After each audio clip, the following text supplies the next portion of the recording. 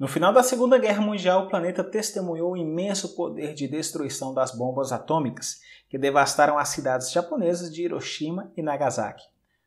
A partir daquele momento, as armas de destruição em massa tinham atingido um nível acima, capaz de simplesmente varrer cidades inteiras do mapa em poucos segundos.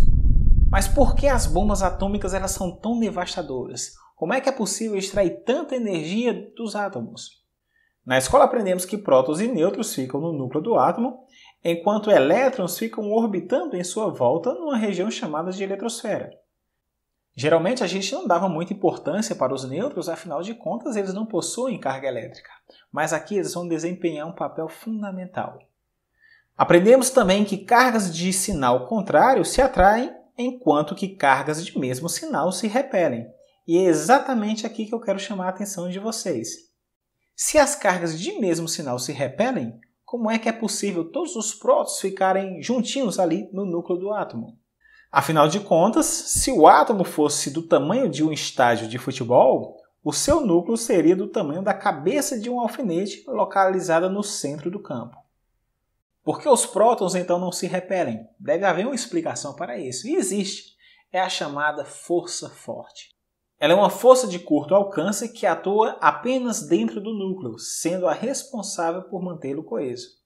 Nessa escala de atuação, apenas as leis da mecânica quântica são válidas. As leis de Newton não têm validade alguma. Mesmo assim, até os dias de hoje, a origem dessa força se mantém obscura para nós. Perceba então que existe toda uma questão de equilíbrio entre a atração nuclear e a repulsão elétrica entre prótons no interior do núcleo. Note também que se eu pegar um átomo e adicionar nêutrons ao seu núcleo, essa estabilidade será comprometida. É nesse ponto que entra em cena o urânio. Acontece que em todos os núcleos dos elementos encontrados na natureza, as forças nucleares são dominantes. Entretanto, no urânio esse domínio é bem tênue. Quando o núcleo de urânio absorve um nêutron, ele se estica e fica em uma forma alongada. Se esse alongamento ultrapassar um determinado ponto crítico, as forças nucleares poderão perder para as forças elétricas e o núcleo se partirá. Isso é o que chamamos de fissão nuclear, a divisão do núcleo atômico. Esse fenômeno foi observado pela primeira vez em dezembro de 1938 pelo químico alemão Otto Hahn e explicado pela física austríaca Lisa Meitner, quando bombardearam átomos de urânio com nêutrons e perceberam que a fissão do urânio produzia dois novos elementos, o criptônio e o bário. Acontece que se você somar as massas dos fragmentos da fissão do urânio, perceberá que o resultado é menor do que a massa do próprio urânio. Mas como é que isso é possível? A resposta está na famosa equação E igual a mc² de Albert Einstein. Ela mostra que massa e energia são, na verdade, dois lados da mesma moeda. Dessa forma, essa massa que está faltando foi liberada na forma de energia. E tem mais, durante a fissão também são liberados de 2 a 4 nêutrons, que causam a fissão de outros átomos de urânio, liberando mais energia e mais nêutrons, que por sua vez fissionam mais átomos de urânio e liberam cada vez mais nêutrons numa taxa exponencial, dando sequência à chamada reação em cadeia. Para efeito de comparação, uma explosão de TNT libera 30 eletronvolts por molécula, enquanto uma reação de cadeia típica libera uma energia de cerca de 200 milhões de eletronvolts. Esses resultados tornaram-se públicos em meio à Segunda Guerra Mundial e logo a comunidade científica percebeu que essa energia poderia ser utilizada não apenas para suprir a demanda energética de cidades, mas também para destruí-las.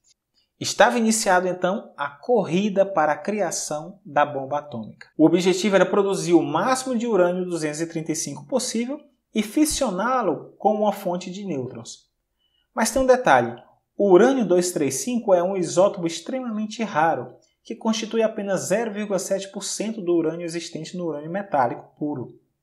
Acontece que se você bombardear um átomo de urânio-238, o mais presente na natureza, com um nêutron, ele absorve o nêutron e não fissiona. Essa instabilidade de receber um nêutron e se dividir é característica apenas do isótopo 235. Por sinal, é esse o motivo que você não vê as minas de urânio explodindo por aí. As minas de urânio que nós temos na natureza é de urânio-238, então elas absorvem o nêutron e não fissionam. Sem contar também que esse urânio não é puro, então todos esses fatores acabam contribuindo para que não haja a fissão. Entretanto, alguns bilhões de anos atrás, essa reserva de urânio 235, o fissionável, ele era mais presente na natureza. Por sinal, existe estudo que indica que no passado existiram reatores naturais em depósitos de urânio, no que hoje é o Gabão, no oeste da África.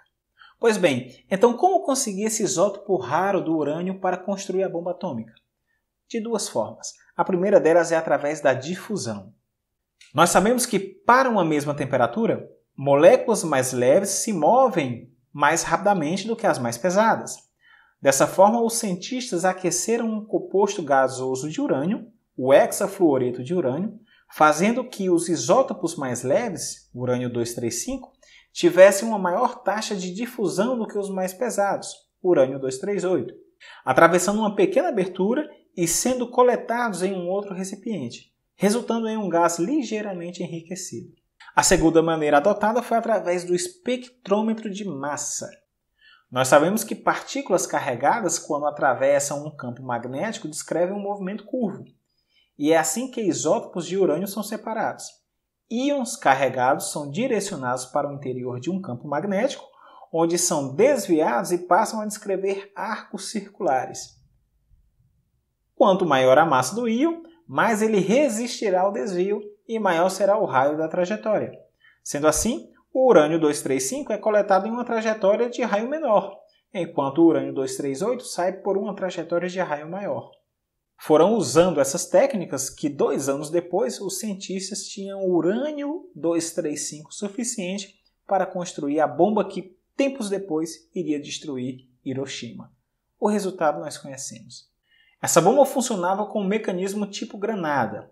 Uma carga de urânio era empurrada em direção a uma fonte de nêutrons radioativos por meio da detonação de um explosivo. O resultado foi uma reação de fissão em cadeia. Provavelmente o pedaço de urânio fissionado nessa bomba era do tamanho de uma bola de beisebol. Isso porque, embora ela tivesse uma carga de 64 kg de urânio, o aproveitamento dela era muito baixo, aproximadamente 1,4%. A segunda bomba, que foi lançada dias depois em Nagasaki, foi feita de outro elemento químico, o plutônio. O plutônio é um elemento transurânico, artificial, portanto sintetizado em laboratório. Quando um urânio 238 absorve o nêutron, ele se transforma em urânio 239. Entretanto, meia hora depois, este núcleo emite uma partícula beta, resultando em um núcleo com aproximadamente a mesma massa, mas com uma unidade de carga a mais. Perceba, portanto, que isso não é urânio, é um novo elemento químico, o netúnio. Em seguida, o netúnio emite uma partícula beta e transforma-se no plutônio.